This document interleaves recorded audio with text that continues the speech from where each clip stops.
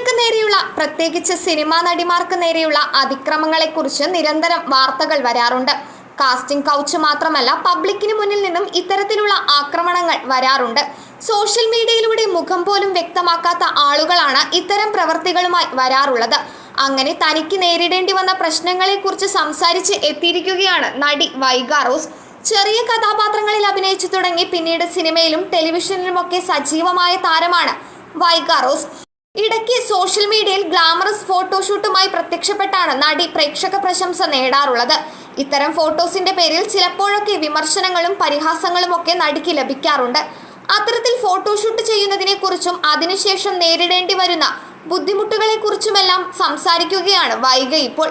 രണ്ട് സൈഡിലും തന്റെ നുണക്കുഴി കണ്ടിട്ട് അതിലൊന്ന് തൊട്ടോട്ടെ എന്ന് ചോദിക്കുന്നവരുണ്ട്.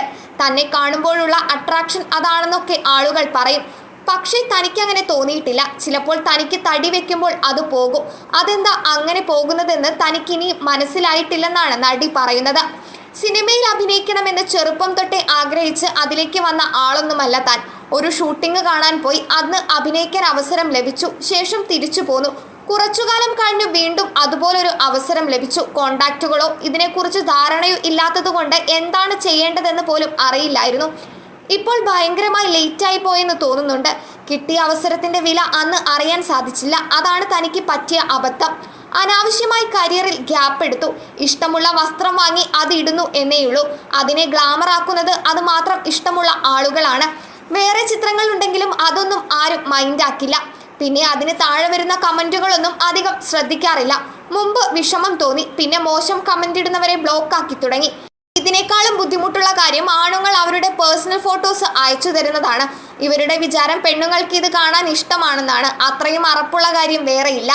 നമുക്ക് ഒരാളോട് സ്നേഹമുണ്ടെങ്കിൽ അതൊക്കെ ഓക്കെയാണ്.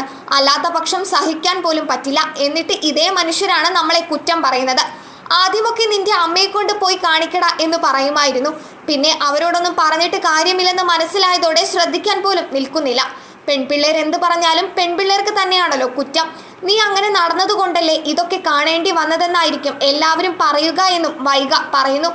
വസ്ത്രങ്ങൾ ധരിക്കുന്നതിന്റെ പേരിലും നിരന്തരം പഴി കേൾക്കേണ്ടി വന്നിട്ടുണ്ട്. അടുത്തിടെ വൈറ്റ് നിറമുള്ള വസ്ത്രം ധരിച്ച് ഫോട്ടോ എടുത്തിരുന്നു. അത് ബിക്കിനിയാണെന്ന് പറഞ്ഞാണ് കമന്റുകൾ വന്നത്. ശരിക്കും അതങ്ങനെ ആയിരുന്നില്ല. ബിക്കിനി കാണാത്തത് കൊണ്ടാണ് അങ്ങനെ പറയുന്നത്. ഇനി എന്നെ ബിക്കിനി ധരിച്ച് അഭിനയിക്കാൻ പറഞ്ഞാൽ ഞാനത് ചെയ്യില്ല. കാരണം അതെനിക്കൊട്ടും കംഫർട്ടല്ല. കംഫർട്ടായ കാര്യം മാത്രമേ താൻ ചെയ്യുകയുള്ളൂവെന്നും നടി കൂട്ടിച്ചേർത്തു.